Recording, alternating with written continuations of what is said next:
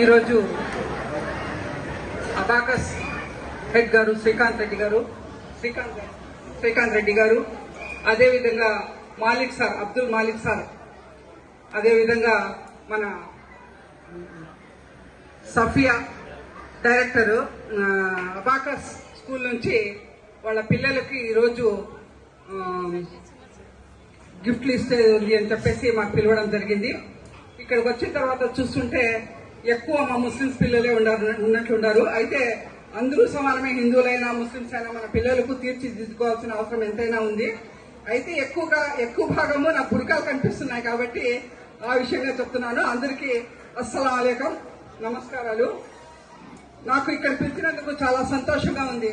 ఎందుకంటే మన కదిరి పిల్లల్లో ఈరోజు అబాకస్ లో పిల్లలకు ఏ రకంగా తీర్చిదిద్దుకోవాలి, వారిలో ఉన్న విజ్ఞానాన్ని ఏ రకంగా వెలికి తీయాలి అని చెప్పేసి అబాకస్ వాళ్ళు ఇక్కడ మన డైరెక్టర్ సఫియా గారికి నియమించడము, మా సఫియా మేడం గారు కూడా పిల్లలకు చాలా చక్కగా చాలా ఓపికగా పిల్లలకు తీర్చిదిద్దుతున్నారు. మన ఢిల్లీలో కూడా ఒక ప్రోగ్రాం జరిగింది.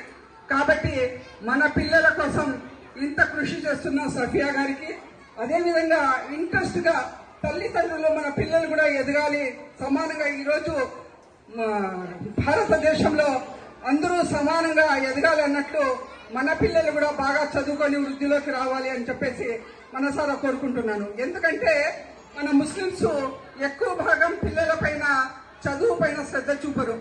ఆడబిడ్డలని ఒక రకంగా, మగబిడ్డలని ఒక రకంగా, ఎంత చదివినా గానీ ఆడబిడ్డలకు పెళ్లిళ్ళు చేయాలి అని ఒక రకంగా భావిస్తారు.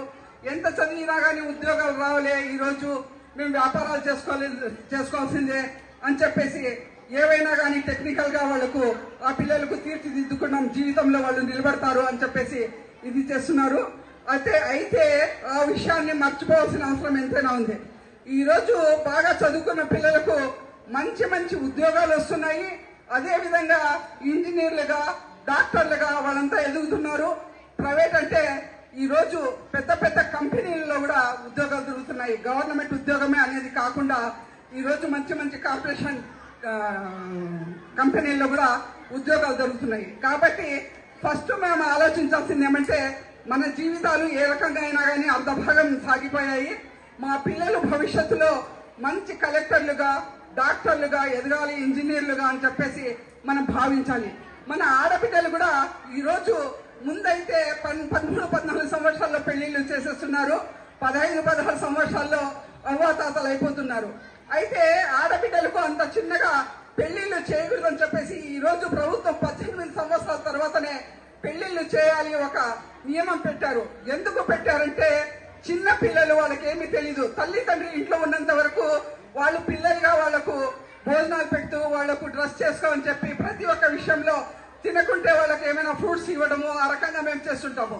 పెళ్లిళ్ళు అయిన తర్వాత ఆ అమ్మాయికి అసలు అంత బుద్ధి కూడా వచ్చిండదు. అత్తమామల బాధ్యత నిర్వహించాలి, భర్త బాధ్యత నిర్వహించాలి. చిన్న వయసులోనే బిడ్డలైతే ఆ బిడ్డలకు సాకాలి. ఎందుకంటే తల్లిగా ఆ బాధ్యత లేదా, కోడలుగా ఆ బాధ్యత లేదా, భార్యగా నీకు ఆ బాధ్యత లేదా అని చెప్తారు. కానీ చిన్న పిల్లనే పాపం ఇది కష్టాల్లో ఉంది, ఆ పాప చిన్న బిడ్డలకి ఏం సాకగలుగుతుంది అని చెప్పేసి తల్లిదండ్రులా భావించాలని చెప్పేసి ఈ రోజు ప్రభుత్వం 18 సంవత్సరాల వరకు పెళ్లిళ్ళు చేయకూడదని చెప్పేసి ఒక నియమ నిబద్ధత పెట్టారు. దాన్ని మేము ఉపయోగించుకొని మన పిల్లలకు బాగా చదివించుకోవాలి. ఆడబిడ్డలకి ఈరోజు చదవడానికైతేనేమి, బాగా ఏదైనా కాలేజీల్లో సీట్లు కానీ ఏదైనా కానీ ప్రభుత్వం మా వెంట ఉంది. కాబట్టి మేము ఆడబిడ్డల గురించి ఆలోచించాల్సిన అవసరం లేదు, చదివించుకోవాల్సిన అవసరమే ఉంది. దాంట్లో చదివించాలి అనే ఒక ఆలోచన ఒక్కటే తల్లిదండ్రులు పెట్టుకోవాలి. ఈ రోజు అదేవిధంగా ఆడబిడ్డలకు భద్రత కూడా ఎక్కడ చూసినా భద్రత ఉంది. ఆడబిడ్డల పైన కానీ ఆడవాళ్ల పైన కానీ ఎవరైనా కానీ కన్నెత్తి చూస్తే వాళ్ళకు అదే రోజు శాశ్వతం అయిపోయే రకంగా ఈ రోజు మా ప్రభుత్వం చేపడతా ఉంది. కాబట్టి అంటే నేను ప్రభుత్వం గురించి పొగడడం లేదు, మన బిడ్డల భద్రత గురించి తెలియజేస్తున్నాను. ఆ రకంగా మన ఆడబిడ్డలకి మేము చదివించుకోవాలి, వృద్ధులకి తెచ్చుకోవాలి. అదేవిధంగా మగ బిడ్డలతో సమానంగా ఆడబిడ్డల్ని కూడా చదివించుకోవాలి అని చెప్పేసి బాధ్యత అది తల్లిదండ్రుల పైన ఉంది. మాలాంటి చుట్టుపక్కల ఉన్న పెద్దవాళ్ళు కానీ పిల్లలకు 18 సంవత్సరాల తర్వాత ఇంకా పెళ్లిళ్ళు చేయలేదా అని అడుగుతారు. అలాంటి వాళ్లకు మేము ఇది కాకుండా పిల్లవాళ్ళు వాళ్ళ కాళ్లపై వాళ్ళు నిలబడినట్లు వాళ్ళకు చదివించి వాళ్ళకు తీర్చిదిద్దాల్సిన అవసరం ఎంతైనా ఉందని చెప్పేసి మీ తల్లిదండ్రులతో కోరుతూ, అదేవిధంగా ఇంకొక విషయం కూడా చెప్తున్నాను. తల్లిదండ్రులు ఈరోజు ముఖ్యంగా ఆడబిడ్డలైనా మగబిడ్డలైనా సెల్ ఫోన్లు ఎవరు వాడుతున్నారు, ఎందుకు వాడుతున్నారు, ఏ రకంగా ఉపయోగిస్తున్నారు అనేది కూడా మేము నిఘా పెట్టాలి. ఉద్యోగాలకు వెళ్లే వాళ్ళైతే, వ్యాపారాలు చేసుకునే వాళ్ళైతే వెళ్లి సాయంత్రం వస్తారు, ఏదో భార్య పెట్టింది భోజనం చేసుకొని పండుకుంటారు.